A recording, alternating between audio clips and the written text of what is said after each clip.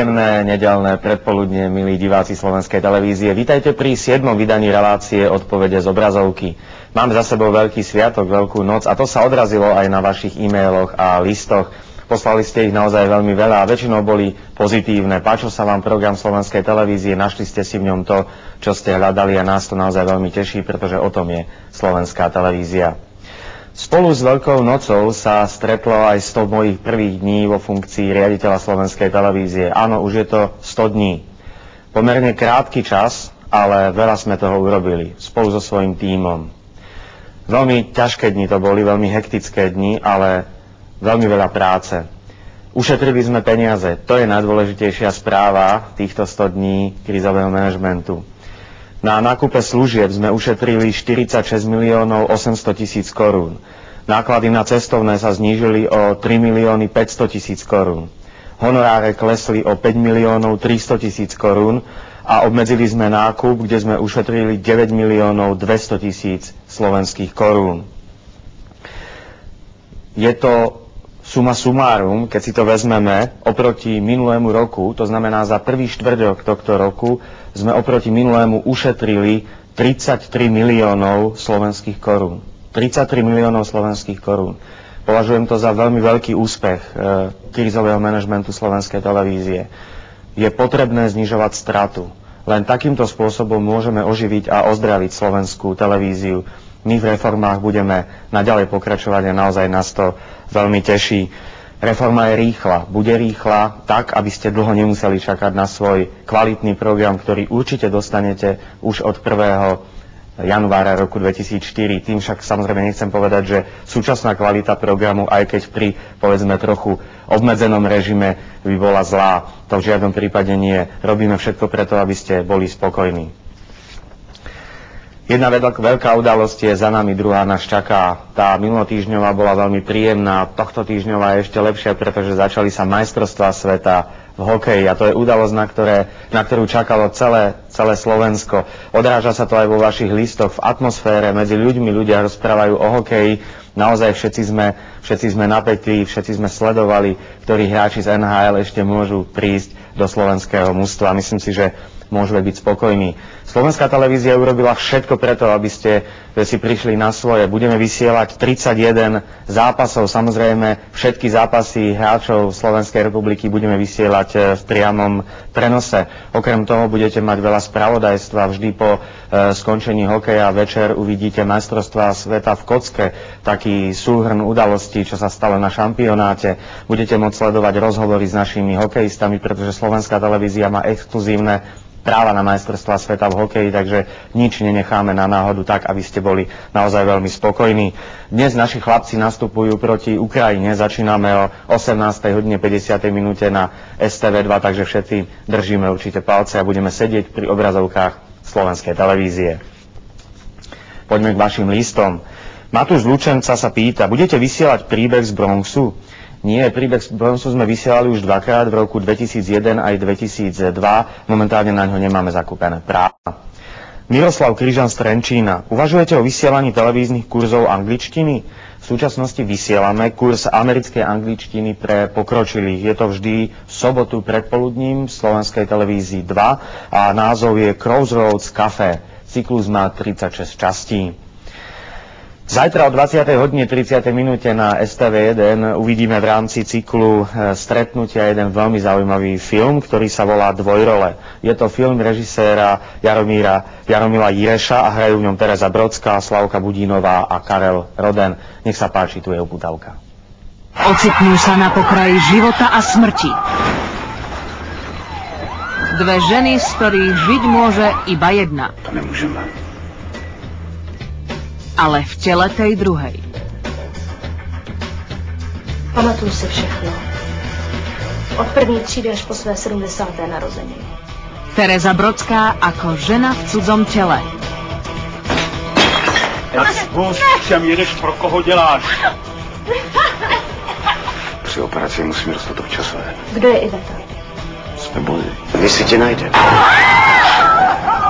Jak se jmenuješ, co? V českom filme Dvojrola v pondelok večer na STV1. Takže nezabudnite na zajtrajší pondelkový večer. Mám tému vstup do Európskej únie. Áno, je to veľmi aktuálna téma. Slovensko sa pripravuje na referendum a nezaostáva samozrejme ani slovenská televízia.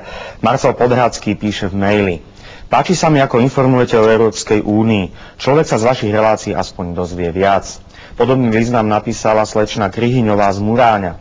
Oceňujem formu, akou sa STV začala venovať Európskej únii. Páčilo sa mi, že ste začali praktickými témami o zamestnanosti a cestovaní. Samozrejme sú aj kritické listy. Peter Bielik z Bratislavy vyčíta slovenskej televízii, že neplní svoje poslanie, jednostranne slúži len čiastkovému záujmu privržencov vstupu do Európskej únie s zdôrazňovaním len možných kladných dôsledkov vstupu. Samozrejme, o všetkom sa dá polemizovať. Slovenská televízia má vlastné aktivity, ako informuje o Európskej únii a jeho vstupe. Prirodzene uvádzame informácie aj kritické, ktoré samozrejme prinesú isté ťažkosti po vstupe do Európskej únie.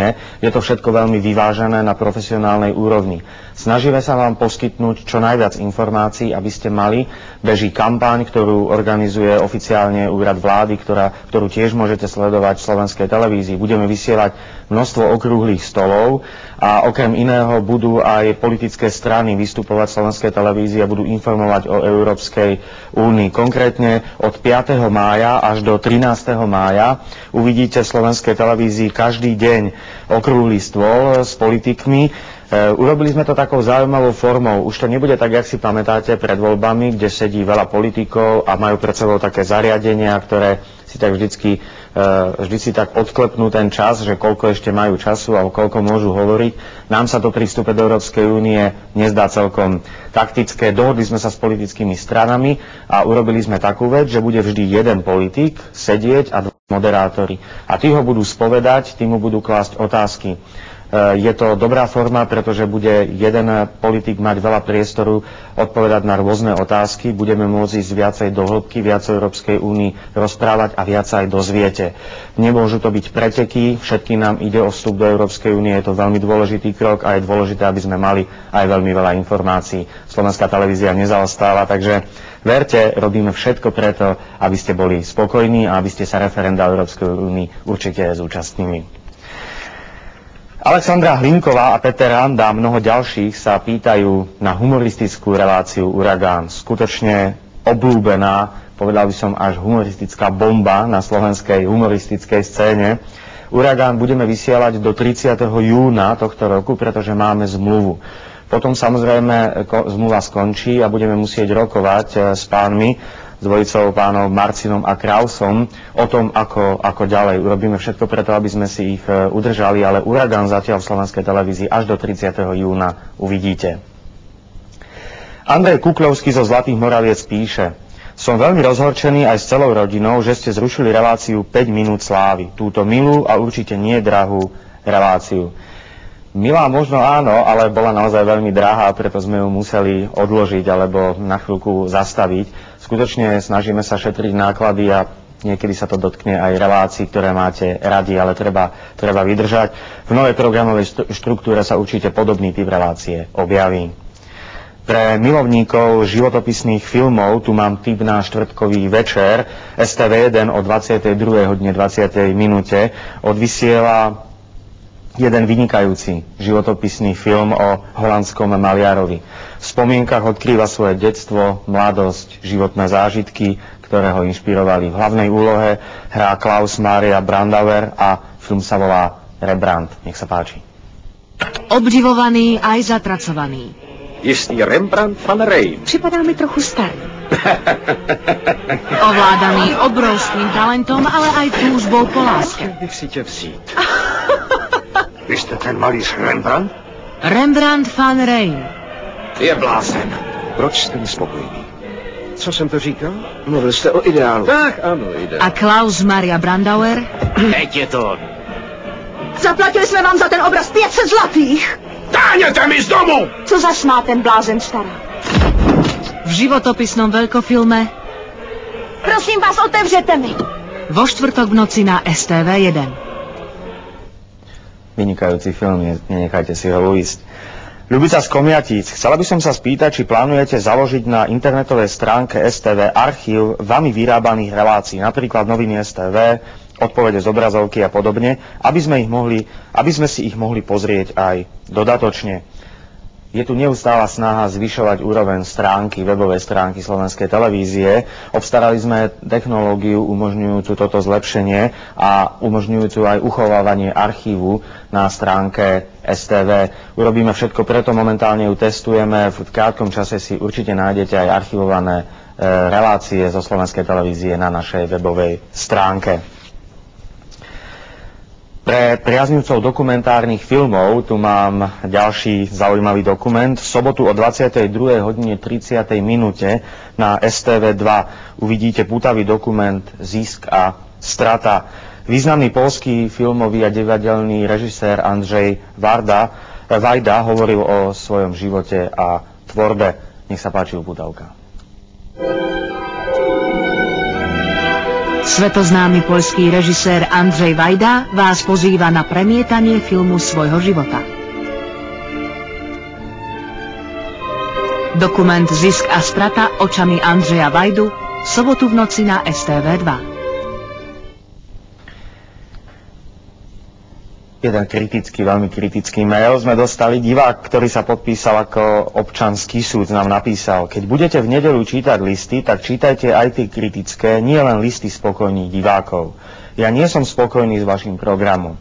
To je hanba, čo vysielate, tie 30-ročné filmy. Listy a e-maily si samozrejme nevyberáme, my berieme ich tak, jak prídu. Nie všetky samozrejme sa dajú prečítať alebo istým spôsobom zodpovedať na ne v tejto relácii. Postupne sa objavujú v reláciách ďalších a ďalších. Väčšina ale listov zatiaľ prichádza povzbudivých, väčšina listov zatiaľ prichádza takých, kde vyjadrujete nádej, že Slovenská televízia bude mať a má dobrý program, že sa bude stále zlepšovať a vyjadrujete nám podporu. Nás to naozaj veľmi teší. Prirodzene dávame aj takéto kritické ohlasy na naše programy. Viete, 100 ľudí, 100 chutí, taký je život. Vždy si človek nájde na programe STV niečo, čo ho zabaví, niečo, čo ho upokojí a iní zase nie sú celkom spokojní. Taký je život, ale ja verím, že ostanete verní Slovenskej televízii a naďalej budete ju sledovať, pretože musím úprimne povedať, zvyšuje sa nám sledovanosť a máme naozaj z toho veľkú radosť. A využívame archívy, o ktoré nás veľmi ľudia prosia a želajú, aby sme ich využívali, čiže nie všetko, čo je staré, je aj zlé, lebo to staré, čo prežije čas a je stále dobré, to je to kvalitné a to vysielame. Radka z Považskej Bystrice. Čo sa stalo s môjim obľúbeným seriálom Siska? Skončili ste vysielanie pri 20. dieli a pokiaľ viem, má seriál 26 častí. Áno, máte pravdu, skončili sme ho pri 20. dieli. Je to ten núdzový režim, ktorý nás donútil, aby sme skrátili tento seriál, pretože nemáme zatiaľ nadabovaný ten zvyšok častí. Určite hneď, ako sa situácia vyrieši, dovysielame seriál Siska, takže buďte trošku trpezlivá.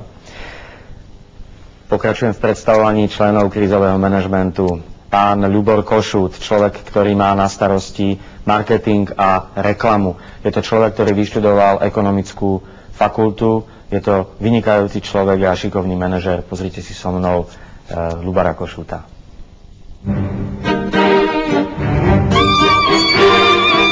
Vyšiel som z bankového prostredia a cieľom môjho pôsobenia v Slovenskej televízii, takisto ako to bolo predtým v bankovníctve, je realizovať čo najväčší zisk na základe svojej činnosti. Som veľkým fandom najmä hudobných relácií, som veľký fanúšik jazzu, ale vlastne akékoľvek kvalitnej hudby. Bol by som veľmi rád, keby sa na obrazovke Slovenskej televízie objavovali veľmi kvalitné hudobné relácie a pokiaľ budem môcť ovplyvniť túto záležitosť, tak ju určite budem ovplyvňovať aj cez získavanie sponzorov na takéto relácie a samozrejme, že aj cez klientov, ktorí budú môcť poskytnúť reklamný priestor okolo takýchto relácií. Rovnako som fandom kvalitného filmového umenia. Pokiaľ ide o Slovenskú televíziu, tak som intenzívnym divákom Slovenskej televízie. V minulosti mnohé programy, ktoré Slovenská televízia vysielala, boli veľmi kvalitné, ale boli nesprávne promované. A jednou z mojich úloh je nastaviť aj či už self-promá, alebo promá realizované na obrazovkách Slovenskej televízie, takisto aj promá programov v externom prostredí, nastaviť ich tak, aby sa divák dozvedel o týchto programoch a aby tieto programy kvalitné boli sledované. Od budúceho roku je mojou úlohou, mojim cieľom nastaviť predaj reklamy tak, aby podiely z predaja reklamy boli pre STVčku ešte vyššie. A tým sa dosiahla naozaj maximálna nezávislosť na štátnych dotáciách. Takže to bol Ľubor Košút, ktorý má naozaj veľmi vážnu úlohu. Opäť som rád, že je vedľa mňa, je v slovenskej televízii. Na ňom bude záležať, koľko slovenská televízia v budúcnosti bude zarábať z reklamy, tak aby sme mohli vysielať kvalitné programy.